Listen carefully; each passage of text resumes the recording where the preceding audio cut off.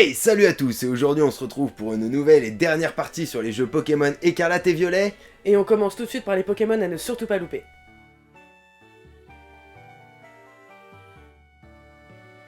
Attrapez un Dracofeu hors du commun dans les raids Terra Crystal au cristal noir. Durant votre aventure dans la région de Paldea, vous pourrez croiser des cristaux noirs différents de ceux avec lesquels vous interagissez pour participer à des raids Terra Crystal.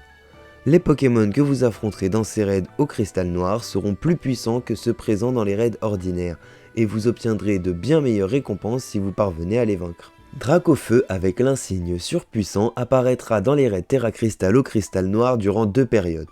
Du vendredi 2 décembre à minuit au dimanche 4 décembre 2022 à 23h59, puis du 16 au 18 décembre avec les mêmes horaires.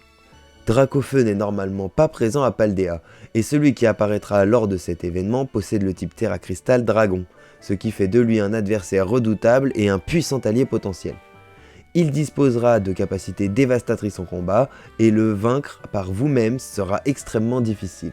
Faites donc équipe avec vos proches et des dresseurs du monde entier pour l'affronter. Tout au long de l'événement, ce Dracofeu possédera les mêmes caractéristiques, insignes, talents et capacités, quel que soit le moment de sa capture.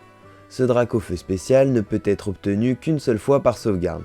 Après avoir capturé ce Dracofeu doté de l'insigne surpuissant, vous pourrez continuer à participer à des raids Terra Crystal au cristal noir contre lui pour obtenir des récompenses.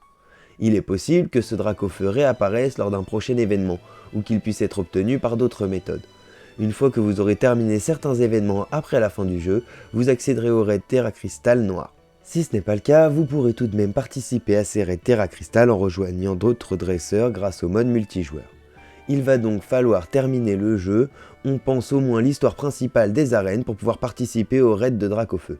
Si vous ne l'avez pas fini, vous pourrez y participer en ligne avec quelqu'un qui a déjà fini le jeu, mais pour cela il vous faudra avoir votre abonnement Nintendo Switch Online.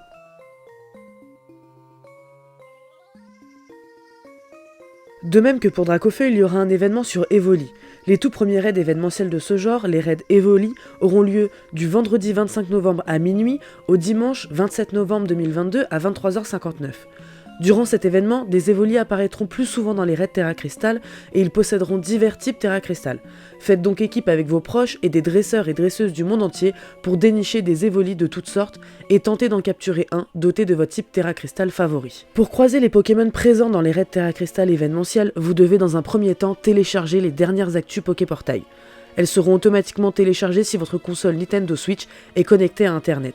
Vous pouvez aussi les télécharger en vous rendant dans le menu principal, puis en sélectionnant Poképortail, cadeau mystère et recevoir les actus Poképortail.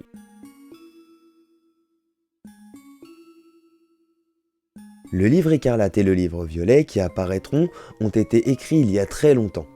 Ils compilent les rapports d'une expédition ayant traversé une zone inexplorée de la région de Paldea. Mais la véracité des récits qu'ils contiennent demeure incertaine. Pepper ne se sépare jamais de l'exemplaire du livre qu'il possède. Le livre écarlate et le livre violet sont parsemés de clichés et de croquis de créatures inconnues, bien que de rares signalements aient été faits ces dernières années concernant des créatures similaires. Leurs caractéristiques biologiques restent voilées de mystère. Le monstre connu sous le nom de Fort Ivoire pour Écarlate. Le livre relate l'attaque de l'équipe d'exploration par ce monstre féroce. Il se serait servi de son corps gigantesque et de ses immenses défenses pour blesser grièvement l'un des membres de l'expédition. Le monstre connu sous le nom de Roue de Fer pour Violet. On raconte que ce monstre peut se mettre en boule et attaquer en roulant, laissant derrière lui un sillage de désolation.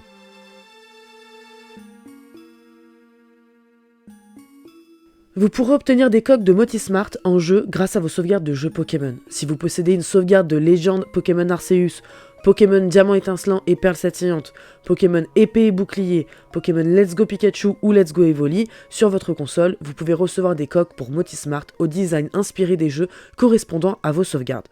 Vous pourrez recevoir ces coques pour Motismart en vous adressant à la femme qui se trouve devant les escaliers menant à la place centrale de Mesa Ledo. Il faut jouer environ 2 heures avant d'avoir accès à cette fonctionnalité.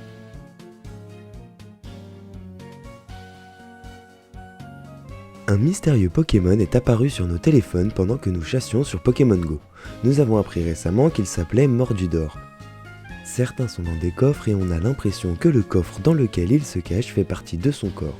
D'autres ont juste une pièce sur le dos et personne n'a encore réussi à les capturer sous cette forme. Dès que l'on s'approche d'eux, ils lâchent leur pièce et s'enfuient. Voici l'histoire racontée sur ce Pokémon et ses pièces. Tout a commencé avec une pièce mystérieuse. Un jour, alors qu'elle se promenait, une petite fille ramassa une pièce. « Oh, en voici une autre !» s'exclama-t-elle. « Tiens, qu'est-ce que c'est ?» Lorsque l'être mystérieux remarqua la petite fille, il s'enfuit par une porte qui se trouvait là. La petite fille s'élança à sa poursuite et tomba sur un coffre au trésor. Tapi dans l'ombre, l'être mystérieux l'observait avec curiosité. C'est alors que le coffre s'ouvrit et un regard croisa celui de la petite fille. Elle glissa alors une pièce dans le coffre. Et d'une! Puis, elle saisit une autre pièce qu'elle plaça aussi dans le coffre. Et de deux! À nouveau, elle glissa une pièce dans le coffre. Et de trois!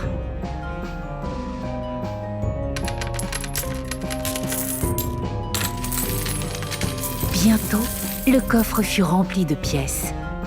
997, 998, 999.